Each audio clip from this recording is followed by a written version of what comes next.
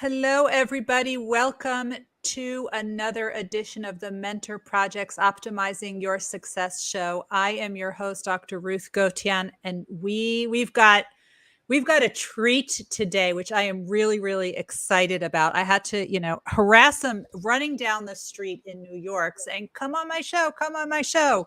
And this guest is most gracious to be able to do it. Before I introduce our very special guest, I want to reintroduce our panel of high achievers, the CEO and co-founder of the Mentor Project, Dr. Debbie Heiser, our favorite Jamaican bobsledder that you saw in the movie Cool Runnings, three-time Olympian Devin Harris, Susie Katz, an award-winning photographer and founder of the nonprofit Photo Wings, and our writer, journalist, professor, systems modeler, Dr. Bruce Y. Lee, who we found out 2 minutes ago is a collaborator of our special guest tonight, Dr. Peter Hotez. Peter, welcome to the show. It's great to see you, Ruth. Happy to be on and see everybody. I am going to tell everyone the Reader's Digest version of your bio, which the condensed version is 2 pages, just so that everyone knows. While I'm telling everyone about Dr. Peter Hotez, tell us where you are coming from. Please put it in the chat. Now, Dr. Peter Hotez, besides the guy who rocks a bow tie better than anyone else, is the Dean of the National School of Tropical Medicine and Professor of Pediatrics and Molecular Virology and Microbiology at Baylor College of Medicine, where he's also the co-director of the Texas Children's Center for Vaccine Development and Texas Children's Hospital Endowed Chair of Tropical Pediatrics. He is a physician scientist, which is how I know him, because he got his MD Ph.D. at the program that I used to run at Weill Cornell Rockefeller Sloan Kettering. He is a specialist in neglected tropical disease and vaccine development. And he is always on the hunt working for developing new vaccines. And recently, 5 months ago, he led efforts at the Texas Children's Center for Vaccine Development to develop a low-cost COVID vaccine, resulting in emergency use in India. It has since expanded. How many people got this vaccine, Peter? Just the last report I got were 30 million kids in India have gotten the first dose, and now 10 million have gotten their second dose, and that's the 12 to 14-year-olds. We're waiting now on the 5 to 11-year-olds and a booster for adults. So we're on a good roll right now. So it's very exciting, very gratifying. Oh, this is unbelievable. And for this effort that he was able to do, he was actually, along with his colleague, Dr. Maria Elena Bottazzi. Did I pronounce her last name correctly? Perfect. But they were 2 T's, 2 Z's. 2 T's, 2 Z's. They were both just nominated for the Nobel Peace Prize for their work to develop and distribute a low-cost COVID-19 vaccine to people of the world without patent limitation. Congratulations. This is really when they say it's an honor to be nominated, huh? Yeah, really. Absolutely. Yeah, that may be as good as it gets, but that's okay. And we'll see. We'll see. Our odds are for you. Now, you have probably seen and heard Dr. Peter Hotez on every possible news channel, CNN, MSNBC, read about him in the New York Times, USA Today, Washington Post, Wall Street Journal. He was named by Fortune magazine as one of the 34 most influential people in healthcare. And he has a very unique slant because he's not just somebody who's pro-vaccine. He is a vaccine scientist and a parent to a beautiful daughter with autism. So he hears this anti-vaccine rhetoric all the time and fights it every single day. In fact, he even wrote a book called Vaccines Did Not Cause Rachel's Autism. Did I get that title correct? That's right. In fact, I have a new book. Tell us. You know, you don't ordinarily think of leaving New York City to move to Houston, Texas to become a writer, but it's funny how that worked out. So this will be my 5th book. And It's got the working title Anti-Science Kills. It'll also be Mm. published by Johns Hopkins University Press, and it details how 200,000 unvaccinated Americans gave up their lives because they refused to get vaccinated during the Delta wave. And I don't call it misinformation or disinformation anymore. I call it anti-science aggression. And I outline who were the perpetrators of anti-science aggression in the United States and why this has become such a terrible killing force. It's the toughest book I've ever had to write because of, well, the Rachel book was tough in a different way because it was so personal. This one was tough because it's personal because I'm the target of the anti-vaccine aggression, but also, as physicians and scientists, we're not supposed to talk about Republicans and Democrats and liberals or conservatives. We're supposed to be above all of that. But what do you do when this anti-science aggression is so much along a partisan divide, and overwhelmingly it's people in red states that have lost their lives because who are victims of this? And so part of the book talks about how we communicate the fact that we sometimes have to talk about politics in order to get people to understand what's going on, because too often our scientific societies, our national academies are so driven to be quote politically neutral, even to the point now where neutrality favors the aggressor in this case, and how we kind of break that impasse. It's a tough book to write. I just submitted the manuscript to Johns Hopkins University Press today, so I'm Oh my feeling good. goodness. We'll see how well it's received, And and so I'm excited about it, but also it was a tough book to write because it's so dreary and depressing, and story after story of person who gave up their lives because they felt the need for allegiance to this thing, this far right extremism was really tough. wow, well, congratulations. I know what that's like to get the manuscript in. That's huge. When is the book coming out and is it available for pre-order now? I don't think so yet. I think it'll be out Let's check. probably early next year. I was hoping maybe before the elections, but I don't think that's going to happen. So probably next year, early next year sometime. So And what's the name of the book again? optimistically Q1 next year. It's got the working title Anti-Science Kills. And it talks about what a killer movement. Right now, anti-science aggression has become a leading killer of young and middle-aged adults in the United States, but we don't frame it that way. We don't think of it as a social determinant of disease, and so trying to elevate the status of anti-science aggression as important as deforestation and urbanization and climate change. In fact, anti-science aggression kills more Americans and more people globally than all of those other things combined at this point. Oh my goodness. So you've been at this for a very, very long time, long before COVID. But let's go way back. When did you know that you wanted to be a physician scientist, and when did you know that you wanted to start working on vaccine development? Well, I knew I wanted to be a scientist working on microbial diseases ever since I was a kid. I read Microbe Hunters as a kid, and I loved maps. I actually knew I wanted to study tropical diseases since I was a kid. That was How and did you knew I know? wanted to make just I don't know, I had a little brook of collected pond water by my house, looked at it under a microscope, and was doing that when I was 10.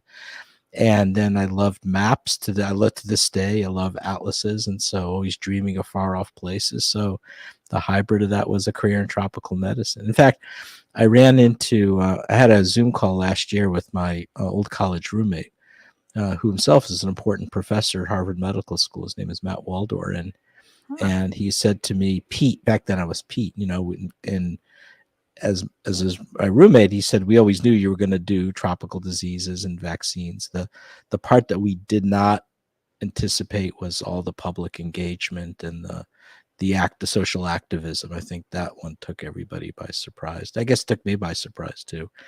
So that was But you more of a deal with it. more of a late onset affectation. But you deal with it. You're a very public facing physician scientist, more than anyone else I know, except for maybe Well, Bruce does a Fauci and pretty good job Collins. too. Yeah. Well, Well, we're going to get to Bruce in a moment. He's not going to be quiet this time.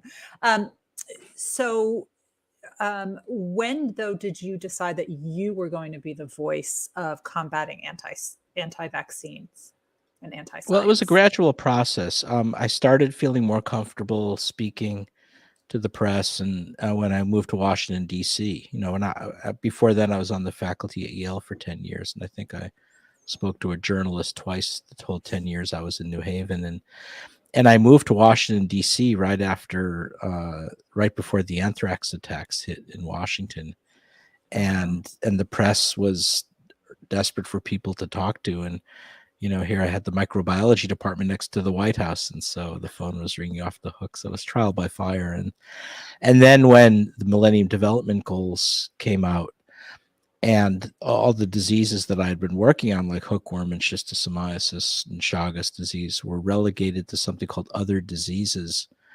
By necessity, I started advocating for them because, at that time you had Bono and, Brad Pitt and Angelina Jolie and Tony Blair all advocating for AIDS and malaria, but nobody was standing up for something called other diseases. So I took that on with two colleagues from the UK to do a lot of public branding around this concept of neglected tropical diseases, and found I actually liked it. That as a scientist and a subject matter expert, I had a far more powerful voice than I anticipated, and it's just that, and I think most of us do. We just don't realize it. I think when the way scientific training works, it still clings to this outdated notion that you're supposed to keep your head down and focus on your grants and papers, and not speak to journalists, not engage the public, and all those ideas were put in place before something called the internet came along, and that's left a terrible vacuum and gap,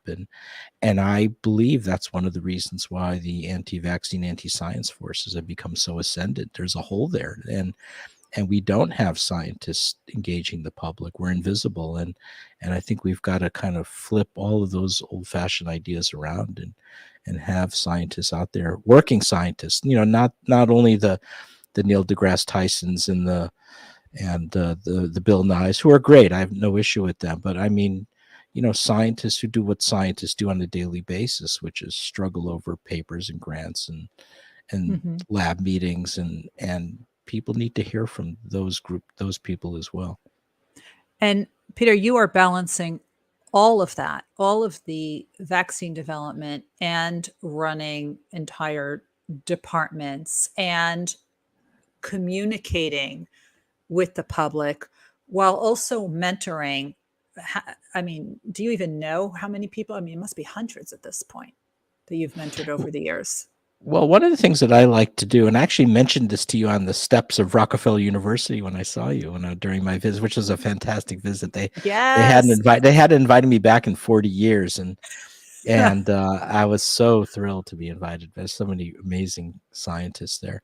One of the things that I've learned to do over the years is mentor young people, even people that are not necessarily in my lab or in my immediate sphere. It's something I enjoy doing. And I did it more pre-pandemic because more face-to-face, but starting to get back and engaged now. I do this whiteboarding exercise where I put the person's name at the top and their existing credentials. And then I put at the bottom, I asked them two questions. And what's really interesting is how the vast majority of the time, no one has ever asked people these two questions, the most basic questions you could imagine about their future. And we just do so little mentoring in the academies these days. So the two questions I asked them are one, what does success look like for you in 10 to 15 years? What's a success for you? And what problem do you want to solve in life? And most of the time, now people know when they come to see me, I'm going to ask them the question, but generally they don't know, and no one's ever asked them. And a lot of the time they get really flustered and they get visibly upset because they suddenly, the light bulb goes off. They haven't really thought about it.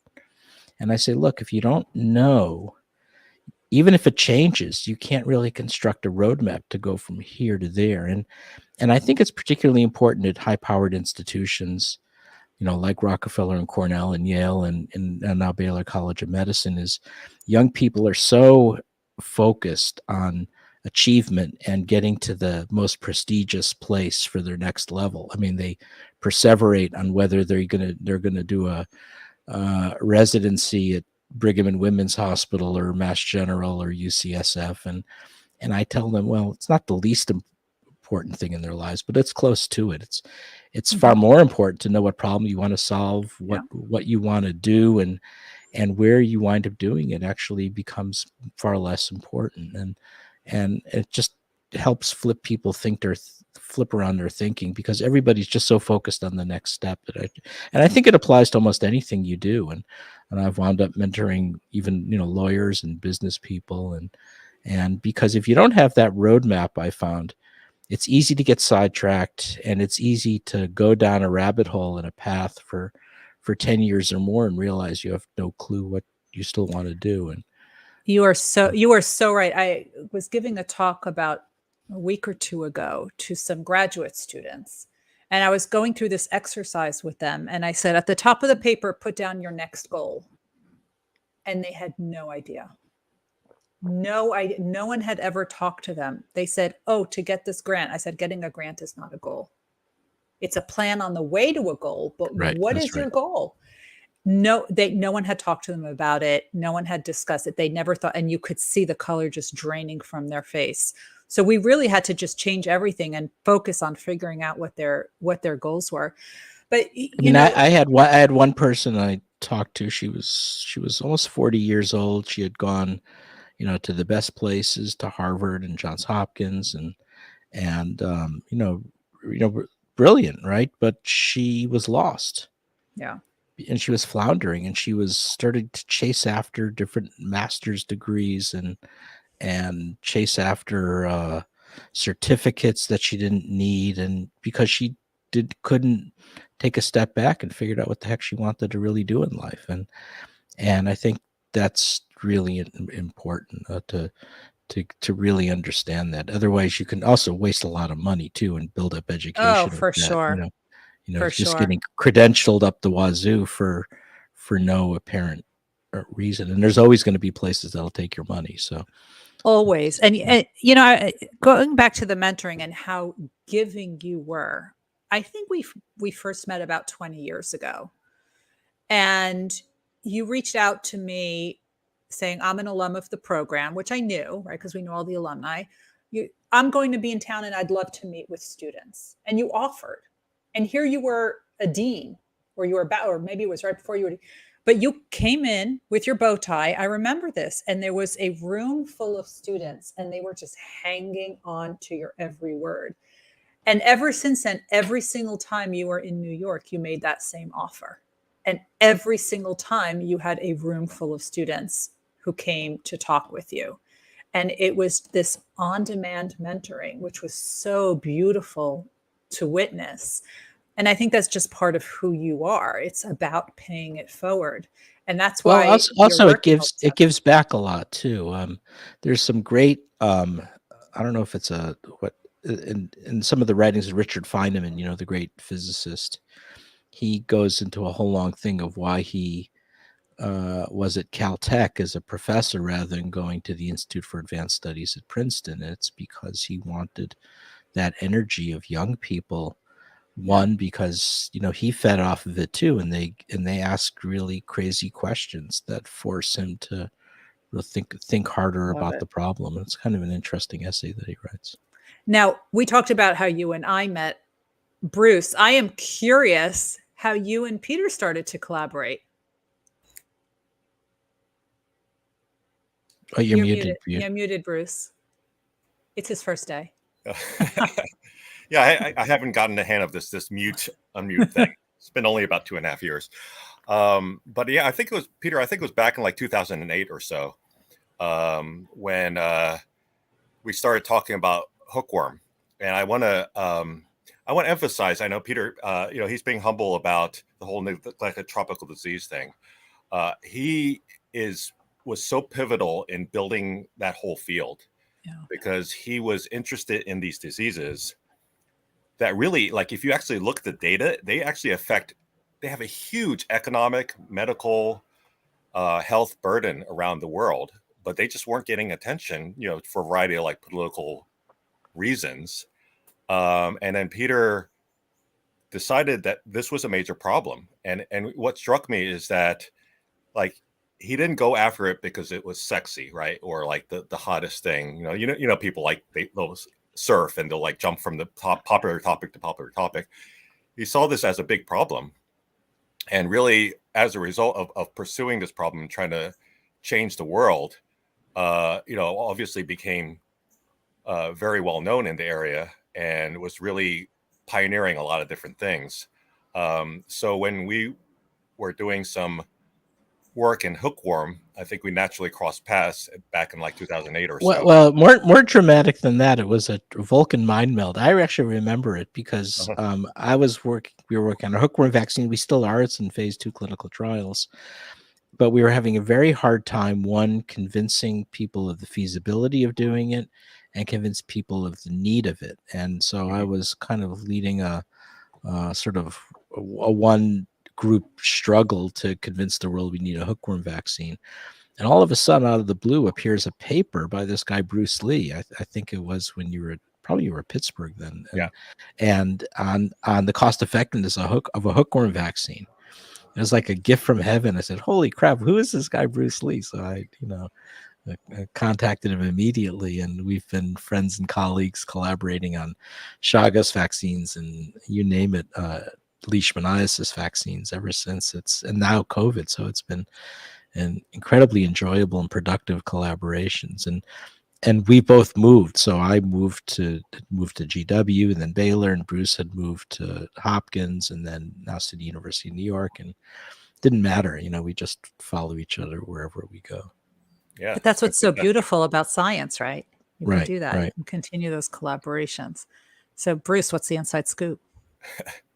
Well, I think Peter is a very special person. As I mentioned, he really, he walks the walk. He walks the walk that he talks, meaning that he looks at what are the big problems that he wants to solve, and sticks with it. In fact, wasn't it after the SARS outbreak that you were talking about? You were working on coronavirus vaccines, right? Right after the SARS outbreak. That's right. We started collaborating with the New York Blood Center, which is also part of that whole Cornell Rockefeller complex, and with Chibu Jiang and Lan Yingdu's lab, and started making coronavirus vaccines because they were orphaned just like our hookworm vaccine was. Nobody cared about coronavirus vaccines then. And we did a lot of work showing how we actually manufactured it. We actually showed how you make the spike protein and induce virus neutralizing antibodies and T cells. All of that fed into this current generation of COVID-19 vaccines.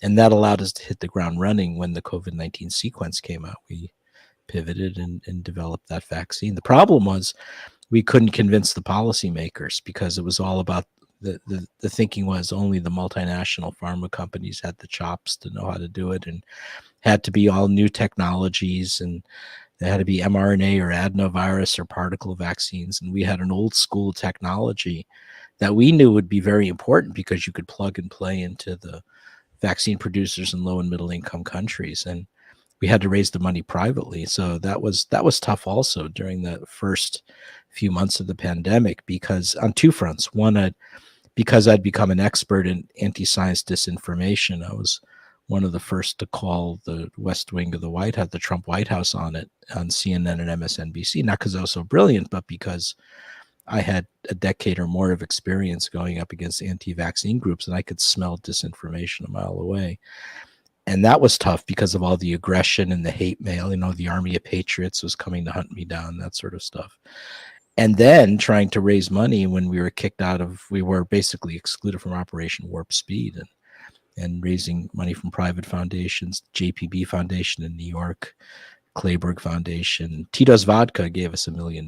So that was amazing. So not that I'm endorsing alcohol consumption, but if you happen to have a cocktail after this and it happens to contain, and if you like vodka in your cocktails, you want to make certain it's Tito's Vodka.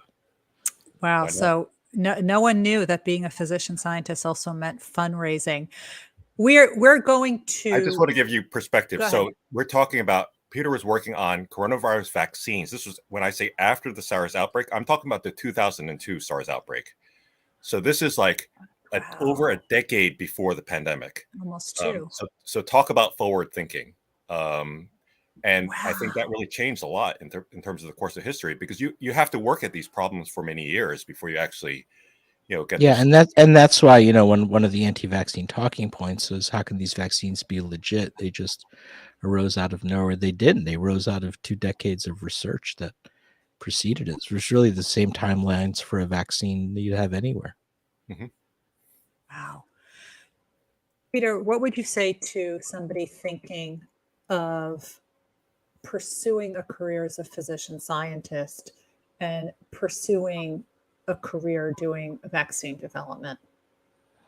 Well, being a physician is wonderful, and going to medical school is wonderful, but it doesn't give you that scientific rigor and deep dive that it does sometimes. I mean, I think so. The point is, I think if you really want to solve a big problem, having a medical degree alone is not always adequate. Like, for instance, Bruce got his MBA, right, and he became, a leading health economist and modeler. And I think having that extra MBA piece, gave him an edge to think in different ways. I think medical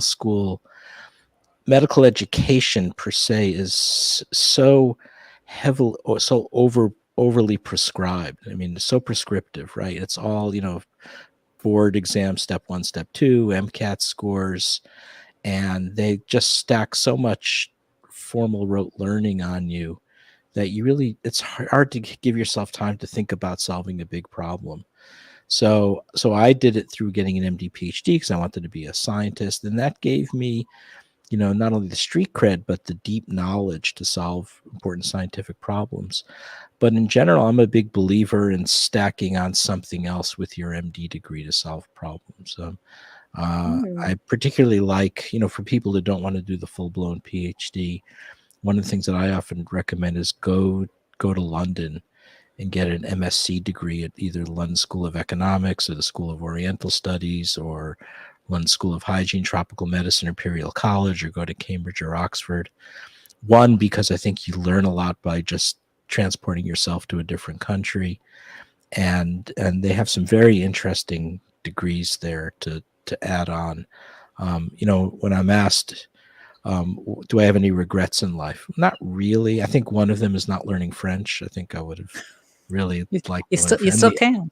I still can. And the other is not, I was always, one of the things about my career in life, I was always in such a hurry to finish, to get through I did wind up doing 3 years of medical school, not 4. And I did 2 years of residency. The minimum required to get through it, in part because I had kids early on and needed to make making a trainee salary supporting a family was, especially with Rachel, was always problematic. I wish I had maybe kind of calmed down a little bit and given myself a little more time to explore the world. I think that, no real regrets, but I think if that would be the one other piece of advice is, really use your 20s to think long and deeply and hard about, what problem you want to solve, what is it you want to do, and then really go for it. Well, I know everybody wants to ask you a bunch of questions, but we would be here all night. And people who are watching, Dr. Hotez is actually recovering from COVID right now.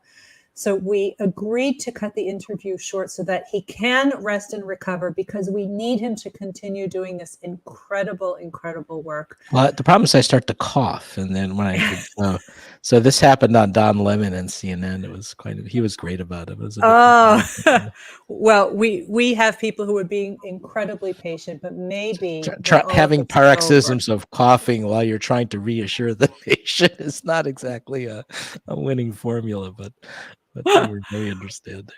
But I think you just inspired a whole generation of future physician scientists and people who are trying to advocate against, what did you call it? The anti-science? I call it anti-science aggression. Anti-science aggression. You have actually motivated all of us. Dr. Peter Hotez, please stay healthy. The world needs you. The world needs your work. We're so happy that you are actually collaborating with one of our own, with Dr. Bruce Wiley. We hope when all this is over, we can get you back to ask you more questions, because I know everyone here is at the edge of their seats wanting to ask questions. We're going to save it for next time. Absolutely. Everyone who's listening, the audio from this show is being converted to a podcast, so we're going to have double duty. You can hear it. If you like it, please leave a rating and review. Dr. Peter Hotez, please stay well. Please stay healthy. Thank you. Thanks for all your great work, Ruth and everyone. And Bruce, I think we have probably one of our weekly calls coming soon. So we'll be Looking forward to it. And fun fact, Dr. Peter Hotez endorsed my book, The Success Factor. So with guy. enthusiasm. With enthusiasm. Oh, thank you. Great guy. Nice to meet everybody. Bye, everyone. Bye-bye.